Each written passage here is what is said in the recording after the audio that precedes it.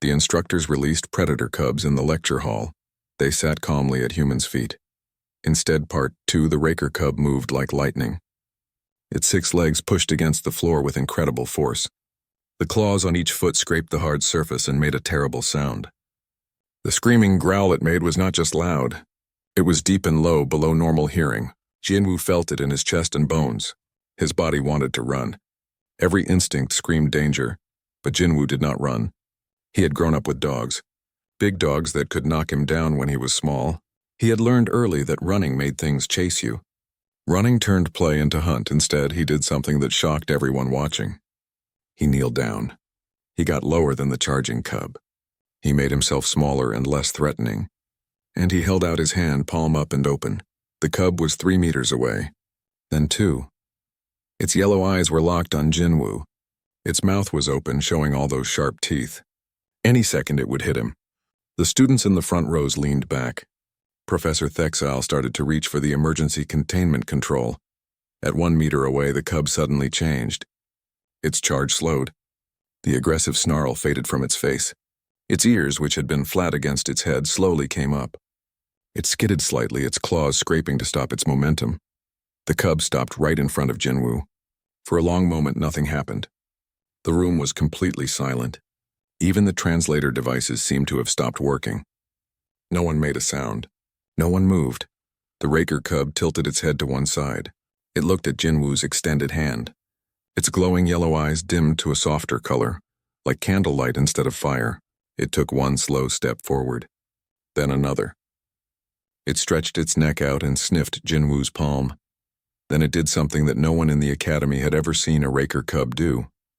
It rubbed the side of its face against Jinwoo's hand. The movement was gentle, almost affectionate. Jinwoo slowly moved his fingers and scratched behind the ridge where the cub's ear attached to its head. The raker cub closed its eyes. Its entire body relaxed. It sat down on its haunches, all 6 legs folding neatly beneath it. And then it started to make a sound that made Professor Thexile stand up from his desk in shock. The cub was purring.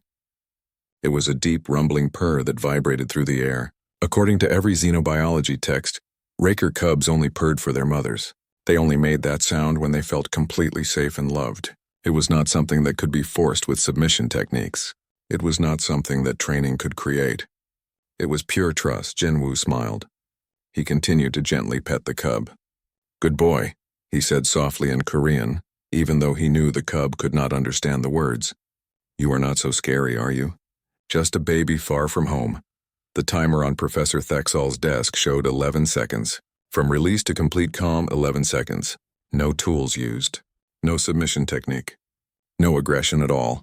The lecture hall exploded with noise. Vrel students clicked their mandibles rapidly in shock. The Thernax students made deep rumbling sounds of confusion. The Kickstar student flashed different colors, which was how crystal beings showed strong emotion. Everyone was talking at once.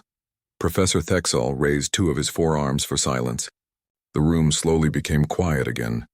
The professor looked at Jinwoo with his large compound eyes. Jinwoo could not read the expression, but the professor's antennae were moving in ways he had never seen before. "Park Jinwoo," the professor said slowly. "Please explain what you just did." Jinwoo stood up carefully. The raker cub immediately stood too and pressed against his leg. "I just greeted him, Professor. The way I would greet any scared animal." "Raker cubs are not scared animals," Professor Thexal said.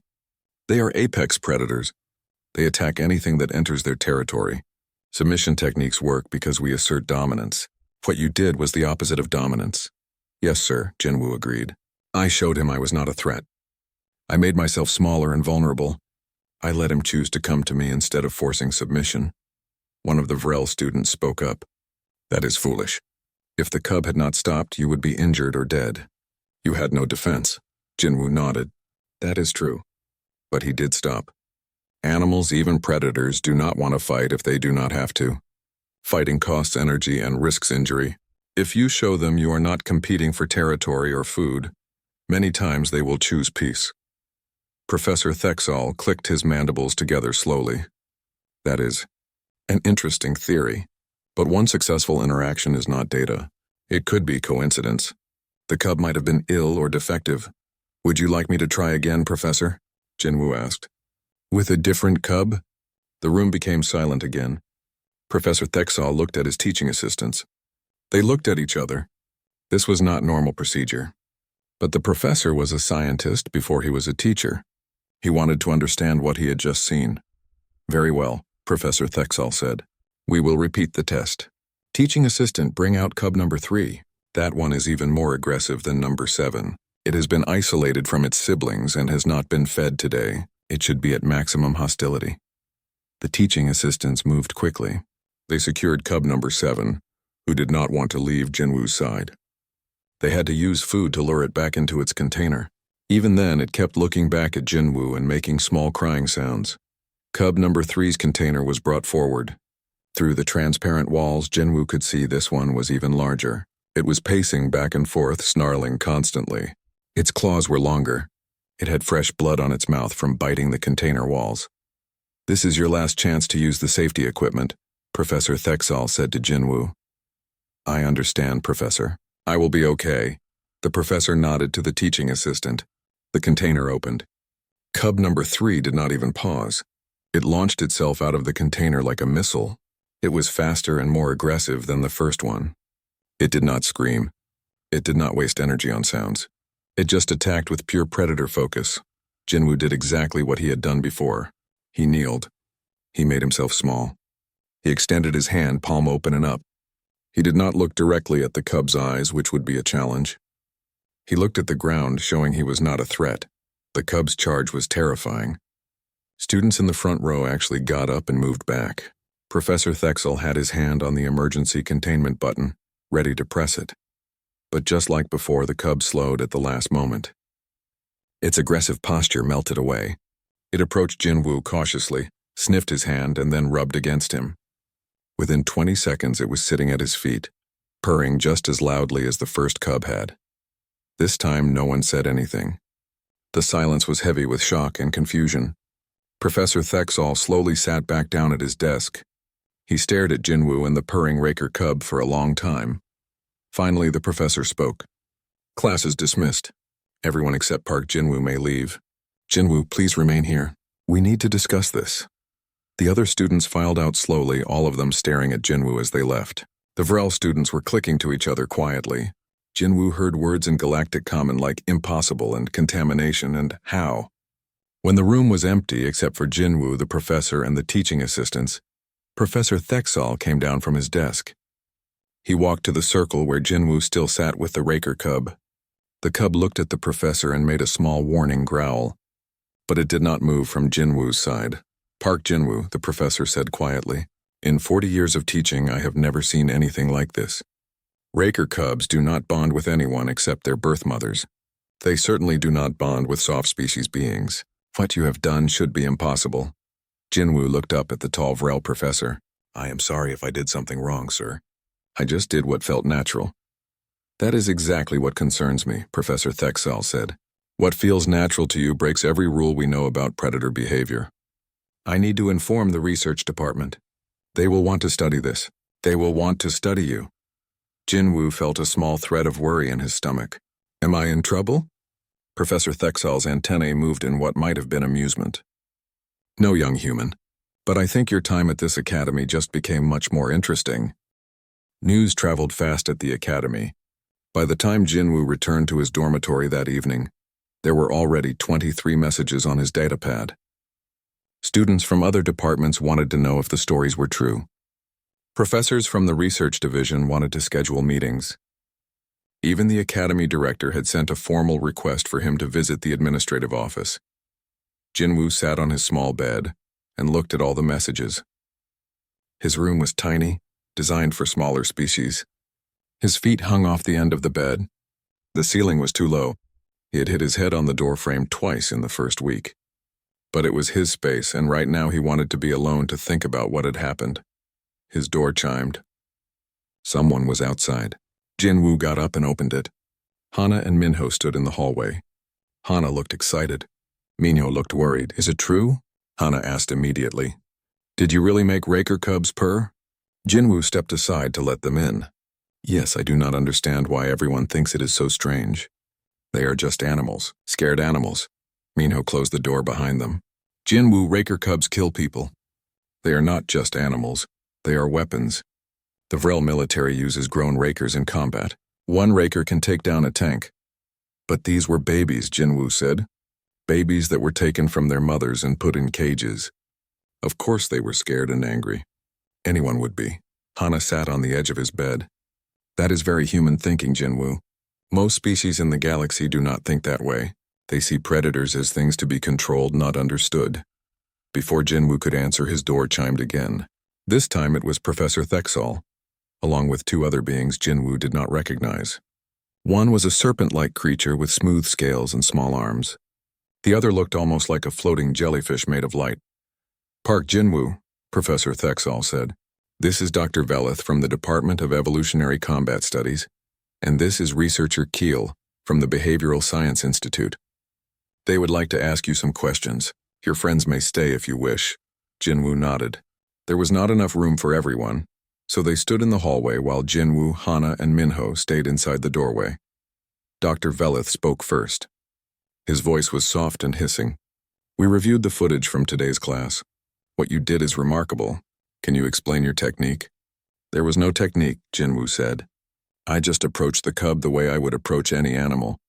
I made myself non-threatening. I let it come to me.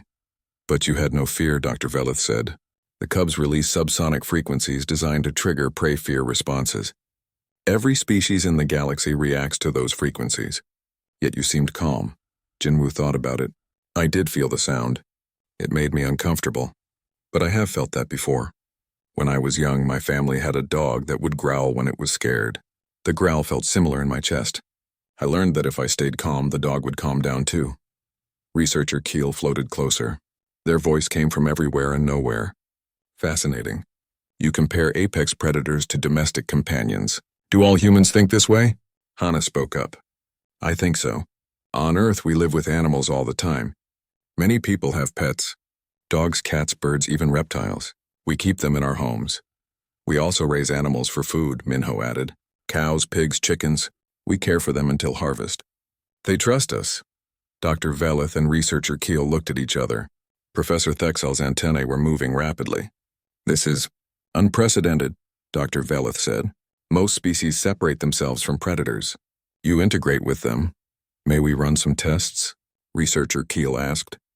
We would like to see if this ability extends to other species. If you agree, we will compensate you with research credits.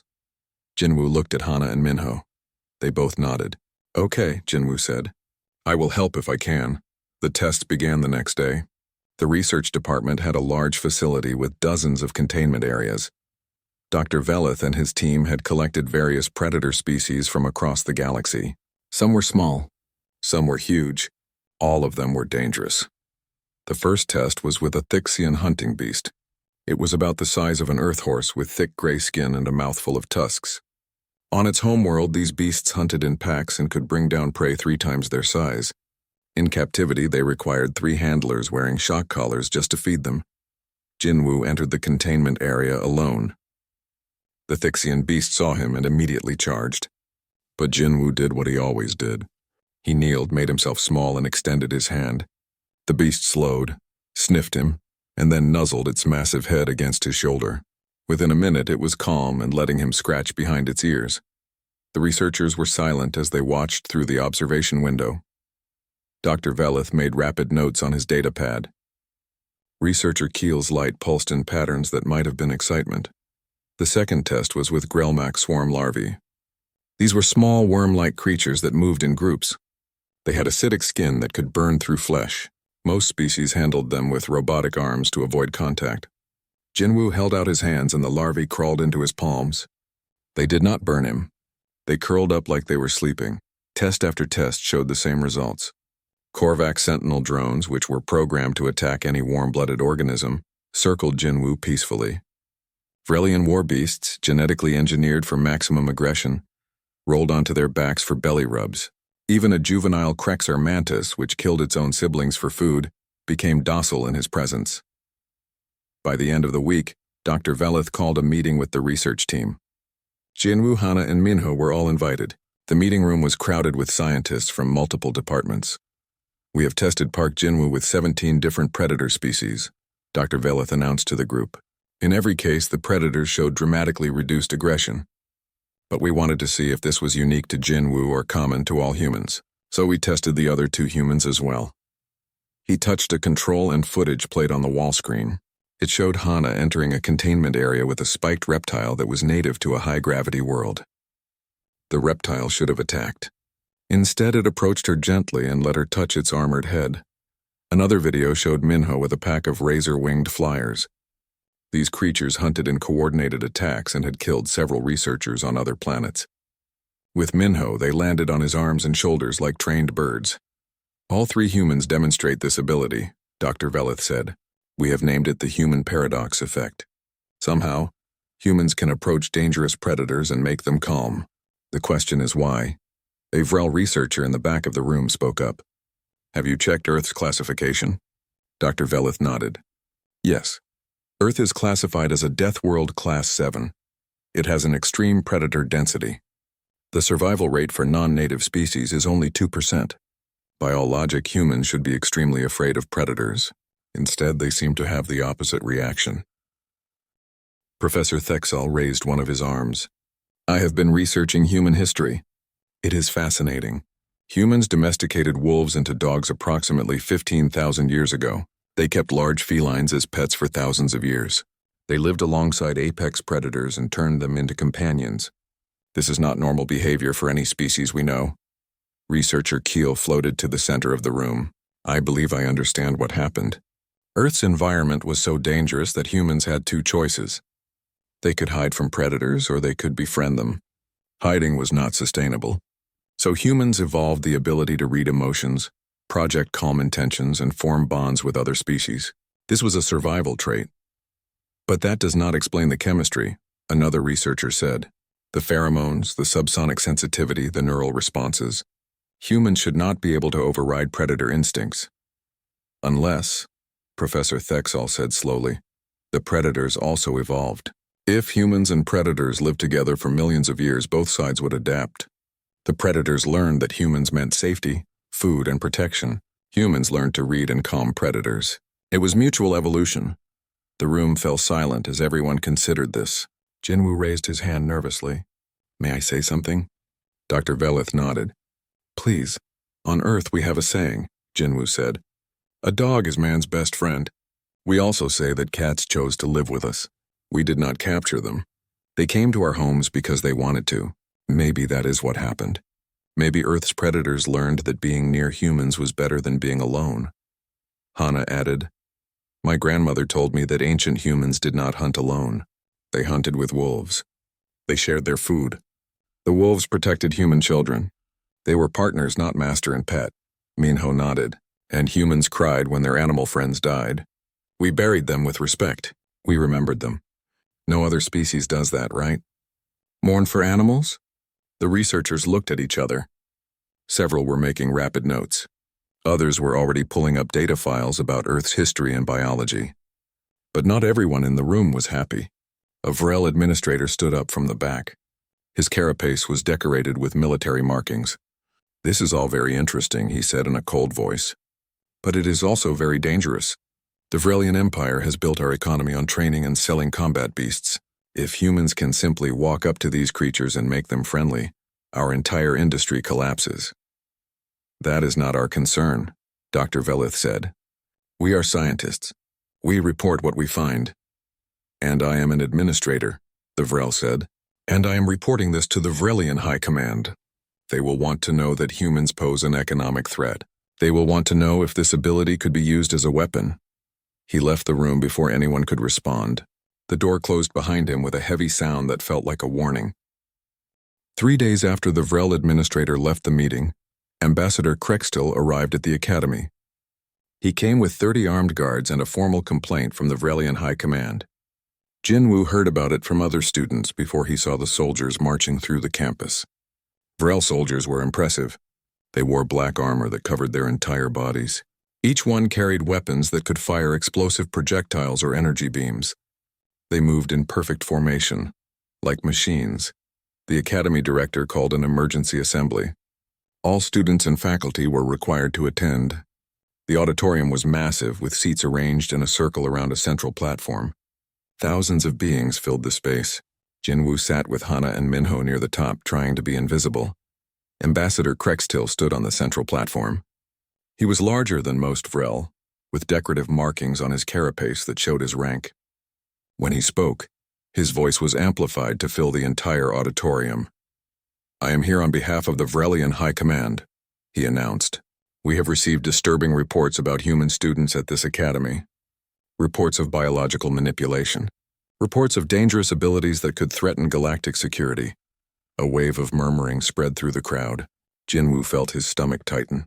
Hana reached over and squeezed his hand. "These humans," the ambassador continued, "can somehow bypass the natural defenses of combat-trained predators. They can turn aggressive beasts into docile pets with no tools, no training, and no effort. This is not normal. This is not safe. This is a weapon." Professor Thexall stood up from his seat in the faculty section. "Ambassador Krextil, with respect, what the humans do is not a weapon. It is a natural ability. They evolved to communicate with predators on their homeworld. Natural or not, it is dangerous," the ambassador said. "The Vrelian Empire has spent thousands of years perfecting beast training techniques. We have built entire industries around combat animals. We supply war beasts to 17 different militaries. If humans can simply negate all that with a smile and an extended hand, it destroys everything we have built." Dr. Velith spoke up from another section. "Ambassador, are you suggesting we punish humans for being different? For having evolved on a dangerous world?" "I am suggesting we contain them," Krextil said. "These 3 humans should be quarantined and studied.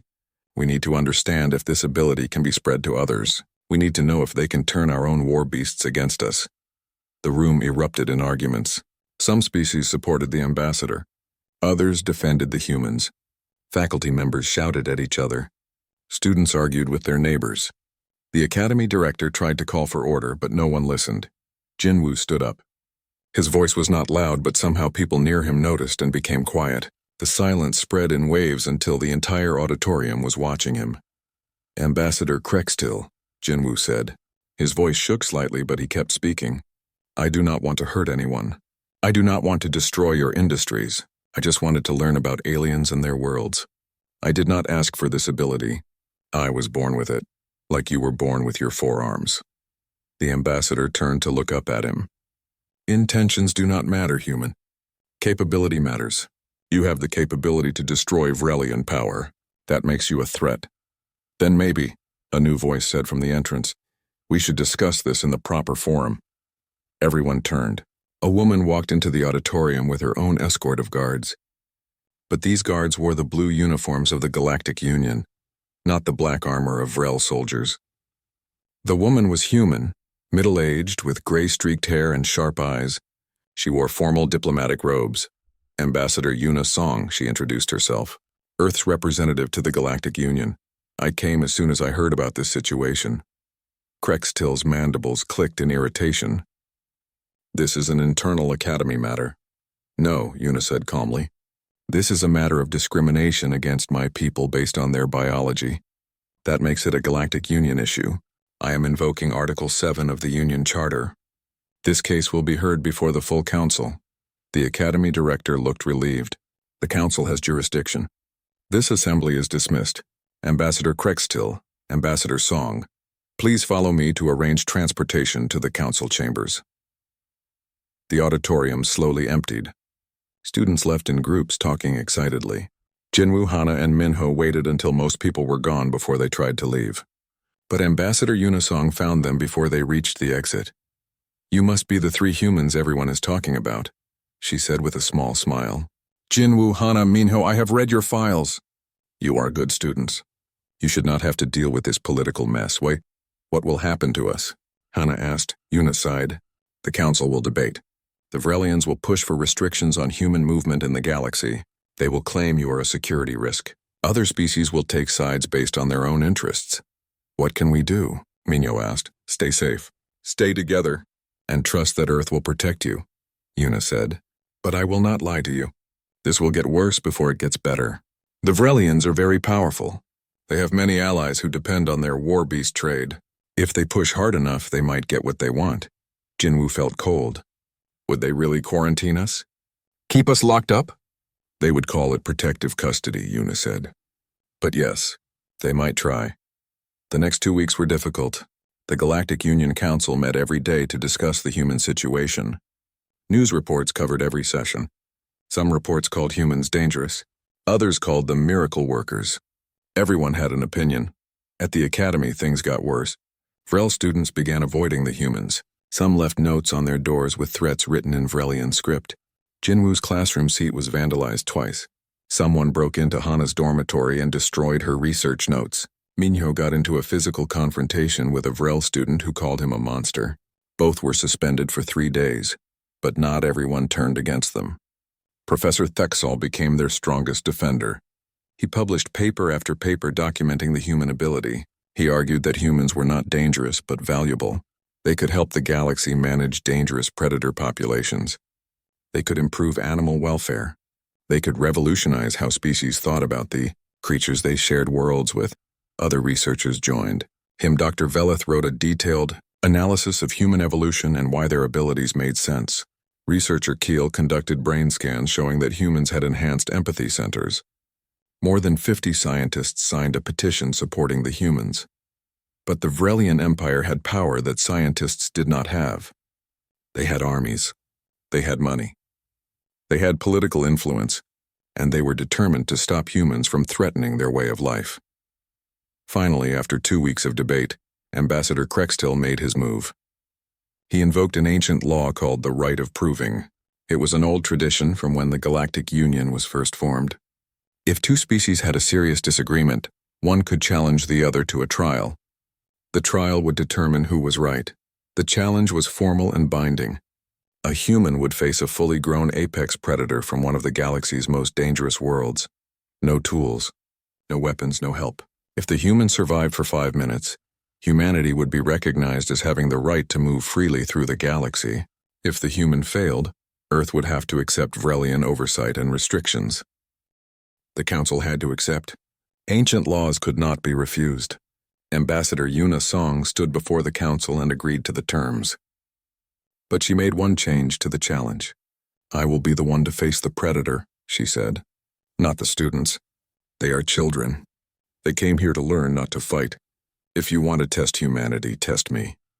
Krextil's mandibles clicked in what might have been satisfaction. Very well. We choose the Kravos Apex Hunter. It is an 8-meter carnivore from the Death World Kravos 9. It has killed Vrelian warriors in full combat armor. It has never been tamed. It has never shown mercy. 5 minutes in an arena with this creature. Those are the terms, Yuna nodded. I accept. Jinwoo watched the broadcast of this exchange from the Academy common room. His hands were shaking. Hana was crying. Minho looked sick. They had brought this situation on themselves by being different, and now Ambassador Song was going to die because of them. Professor Thexall found them after the broadcast ended. Do not blame yourselves, he said gently. Ambassador Song made her choice. She is protecting you. The best thing you can do is honor that choice by continuing to be who you are. But she will die, Jinwoo said quietly. That creature will kill her. Professor Thexall was silent for a moment. Then he said something that surprised them all. Maybe. Or maybe she knows something about humans that the rest of the galaxy has not learned yet. Maybe she understands what it means to be from Earth. The rite of proving was scheduled for 3 days later. It would take place in the Academy's largest arena, with representatives from all 47 Union species in attendance. Millions more would watch on broadcasts across the galaxy. Jinwoo could not eat. He could not sleep.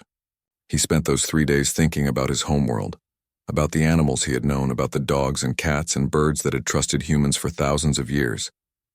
He thought about what Professor Thexall had said during his research presentation. Humans and predators had evolved together. They had learned to understand each other. But the Kravos Apex Hunter was not from Earth. It had never met a human before. It had no reason to trust them. It only knew violence and hunting and death. On the morning of the trial, Jinwoo, Hana, and Minho were given seats in the front section of the arena. They did not want to watch, but Ambassador Song had specifically requested their presence. Around them, thousands of beings filled the seats. The arena floor was huge, covered in sand and marked with safety barriers. Ambassador Yuna Song entered through one gate. She wore simple clothes with no armor. She carried no weapons. She walked to the center of the arena with steady steps, her head held high. When she reached the center, she turned and looked directly at Jinwoo and his friends. She smiled and nodded. On the other side of the arena, the creature's gate began to open. A sound came out that made every being in the audience feel afraid. It was the sound of something that had never lost a fight, something that did not know fear, something that existed only to hunt and kill. The Kravos apex hunter stepped into the arena, and Jinwoo understood why the Vrelians had chosen it. The Kravos apex hunter was a nightmare made real. It stood 4 meters tall at the shoulder and stretched 8 meters from head to tail. Its body was covered in black scales that looked like armor plates. 12 powerful legs supported its massive weight, each one ending in claws as long as swords. 4 yellow eyes glowed from its angular head, and when it opened its mouth, everyone could see teeth the size of daggers arranged in 3 rows. The creature looked around the arena with those 4 eyes. It saw the thousands of spectators in the stands. It saw the safety barriers. It saw the cameras recording everything. And then it saw Ambassador Yuna Song standing alone in the center of the arena. The apex hunter roared. The sound was so loud and so deep that it shook the entire structure. Several species in the audience covered their ears. Some of the smaller beings ran for the exits. The sound was not just noise. It was a declaration. This was my territory now. Everything here is my prey. Yuna stood perfectly still. She did not run. She did not scream. She just watched the creature with calm eyes. The timer appeared on the large screens around the arena. 5 minutes. That was all she had to survive. 300 seconds. It seemed impossible. Ambassador Krextil sat in the VIP section with other Vrelian officials. His mandibles clicked in satisfaction. This would be over quickly. The human would run and the hunter would chase, or she would fight and the hunter would kill her. Either way, Earth would lose. The Vrelian Empire would win. Everything would go back to normal. The apex hunter began to move. It did not rush. It walked slowly, deliberately, circling Yuna like a predator studying prey. Its 12 legs moved in a complex pattern that was hypnotic to watch. Its 4 eyes never left her. Drool dripped from its mouth, sizzling when it hit the sand. The creature's saliva was acidic enough to melt metal. 60 seconds passed. Yuna turned slowly, keeping her eyes on the hunter, but she did not back away. She did not show fear. She just stood and watched. The hunter suddenly lunged forward, closing half the distance between them in one quick movement. It stopped just 5 meters away. It was testing her, waiting to see if she would run. Prey always ran. Running triggered the chase instinct, and once the chase began, it always ended the same way. But Yuna did not run. Instead, she did something that shocked everyone watching. She sat down. Right there in the sand, she crossed her legs and sat down, making herself even smaller and more vulnerable. In the audience, Jinwoo gasped. He recognized what she was doing. It was exactly what he had done with the Rakor cubs. Make yourself small. Make yourself non-threatening. Show that you are not competing for territory. The apex hunter tilted its massive head. Its 4 eyes blinked in confusion. This was not normal prey behavior. Prey did not sit down. Prey did not show their belly. Prey did not make themselves easy targets. 120 seconds had passed. Halfway through the trial. Then Yuna did something even stranger. She began to sing. Her voice was soft at first, but it carried across the silent arena. Everyone could hear it. She sang in Korean, an old folk song that her grandmother had taught her when she was a child. The melody was simple and beautiful. It was a song about mountains and rivers and home. The apex hunter took a step closer. Then another. Its 4 eyes were fixed on her. The aggressive posture in its body was fading. Its 12 legs moved more slowly, more carefully. It lowered its head until it was level with Yuna's sitting form. The creature was enormous. Its head alone was larger than Yuna's entire body. One bite could end her life instantly. But Yuna kept singing. She did not stop. She did not show fear. She just sang the song her grandmother taught her, sitting peacefully in the sand. The hunter's breathing changed. The aggressive hissing sound became softer. Its 4 eyes dimmed from bright yellow to a gentle amber color. Very slowly, its 12 legs folded beneath it, and the massive creature lowered itself to the ground. 200 seconds had passed. 1 minute remaining. Una stopped singing. In the silence, she slowly reached out her hand. The movement was careful and gentle. Her hand looked impossibly small next to the hunter's massive head. She moved closer, inch by inch, until her palm touched the creature's scarred muzzle. The apex hunter closed all 4 of its eyes. A sound came from deep in its chest. It was not a roar. It was not a growl. It was a sound that no one had ever heard from a Kravos creature before. It was almost like a sigh, a sound of relief, a sound of peace. Una smiled. She began to gently stroke the creature's scales. "You are far from home," she said quietly in Korean, knowing the creature could not understand the words but hoping it would understand the tone. "You are alone and scared, and everyone expects you to be a monster. But you are not a monster.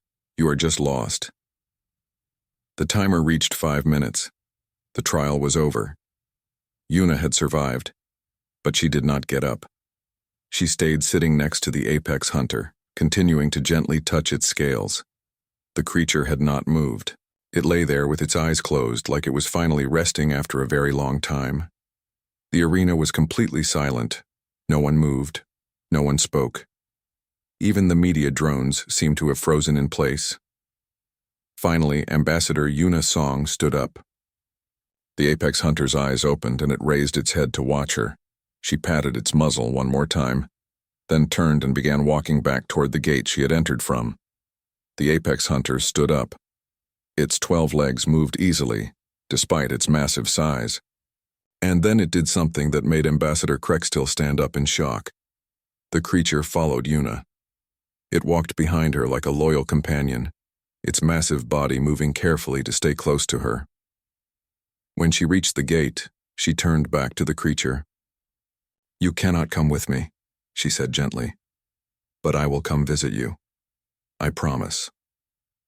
The hunter made a small sound, almost like a whine. Then it sat down at the gate, watching her with all 4 eyes as she disappeared inside. The arena erupted. Species were shouting in dozens of languages. Some were celebrating, some were angry, some were simply confused. The cameras were flashing. The media drones were flying in chaotic patterns, trying to capture every angle. Ambassador Krextil slowly sat back down. His mandibles were completely still. He stared at the apex hunter, which was still sitting at the gate where Una had left it. The creature that had never been tamed. The creature that had killed trained warriors. It was sitting and waiting like a pet dog waiting for its owner to return. The rite of proving was complete.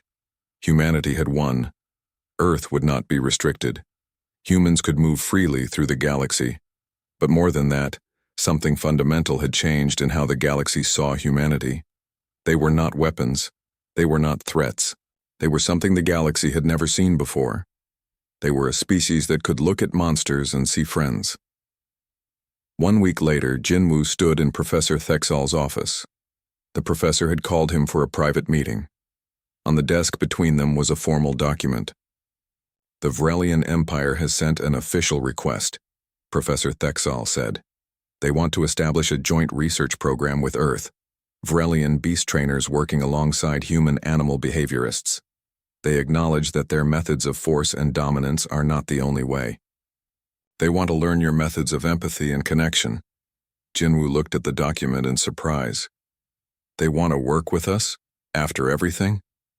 "They are a practical people," the professor said with what might have been amusement.